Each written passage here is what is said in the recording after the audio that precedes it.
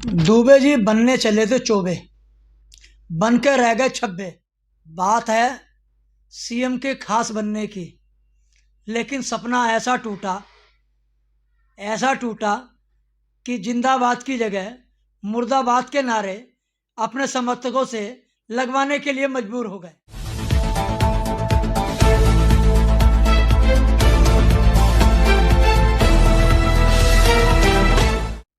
नमस्कार, बात होगी उत्तराखंड के सीएम की।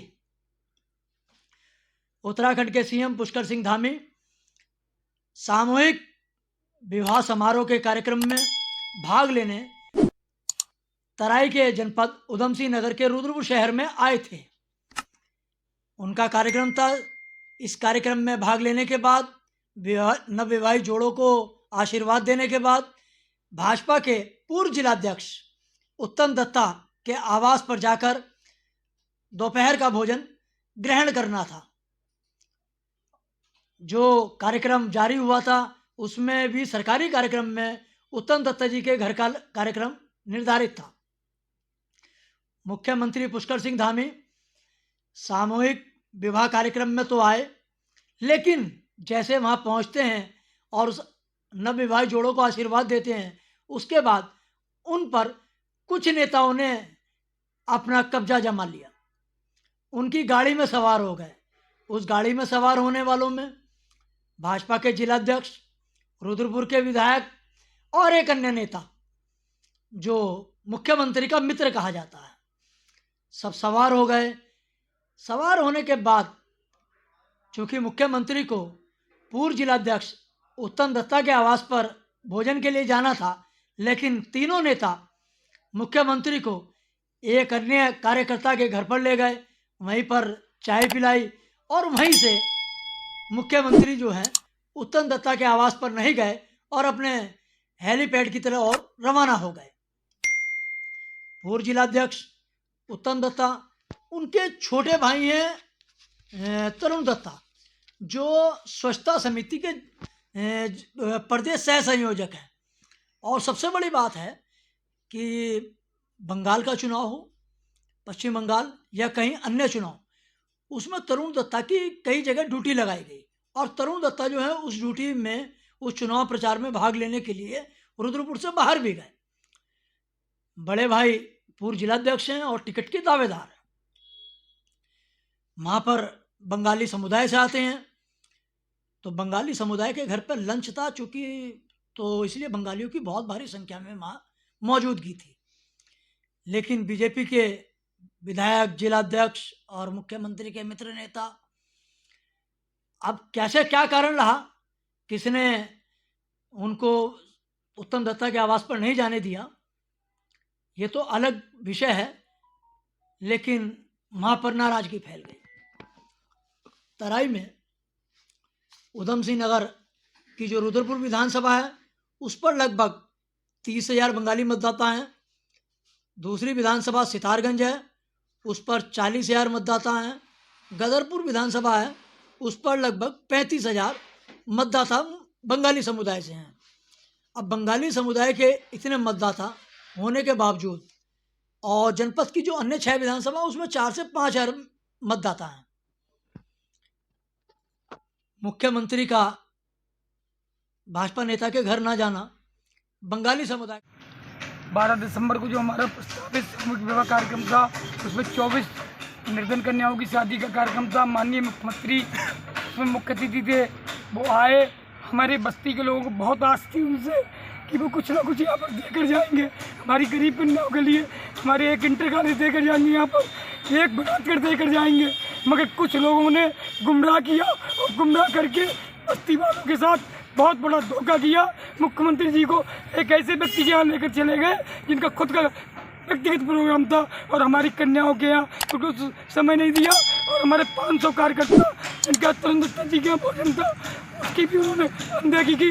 इसके लिए सिर्फ और सिर्फ जिले का नेतृत्व दोषी है और उस दोषी के लिए हम व्यापार मंडल ट्रांजिट की तरफ से सभी उनका विरोध करते हैं और निश्चित रूप से जगह जगह पुतले फूकेंगे उनके।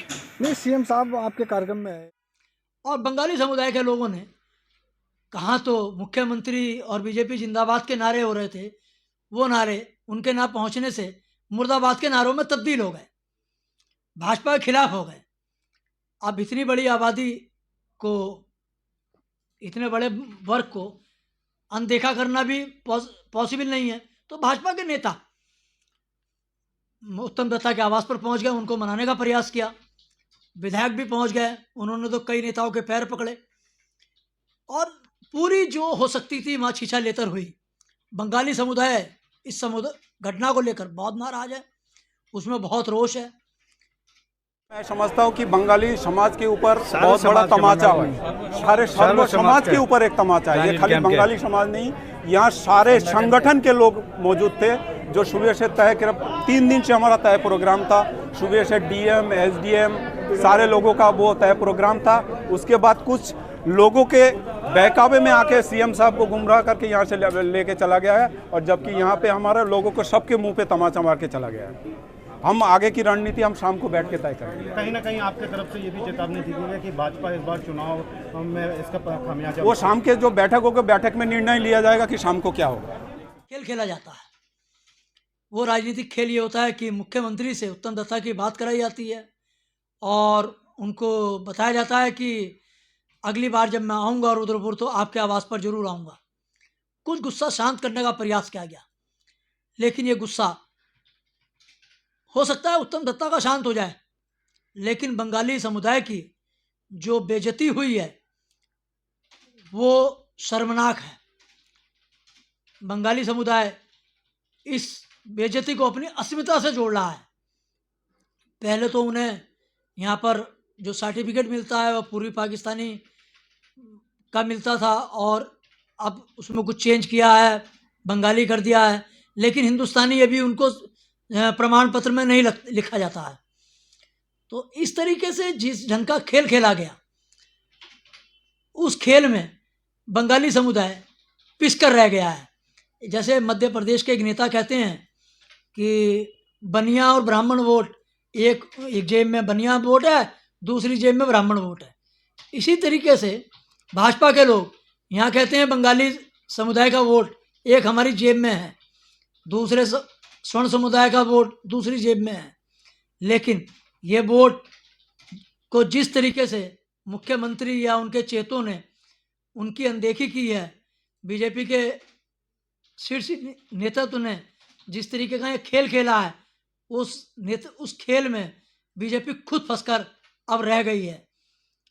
क्योंकि उधम सिंह जनपद की 3 विधानसभा सीटों पर बंगाली समुदाय निर्णायक वोट है। अगर वो एक मुश्त किसी भी प्रत्याशी की तरफ चला जाए तो उसका प्रत्याशी जीत सकता है, उसे कोई रोक नहीं पाएगा। क्योंकि उत्तम दत्ता खुद टिकट के दावेदार हैं और चुनाव लड़ने वाले टिकट के दावेदार वो नहीं चाहते थे कि मुख्यमंत्री उत्तम दत्ता के आवास पर जाएं और टिकट की लाइन में वो आगे आ जाए। राजनीति संभावनाओं का खेल है और उस संभावनाओं के खेल में एक खेल बंगाली समुदाय के साथ भी भाजपा के नेताओं ने खेल दिया है। बहुत बहुत धन्यवाद।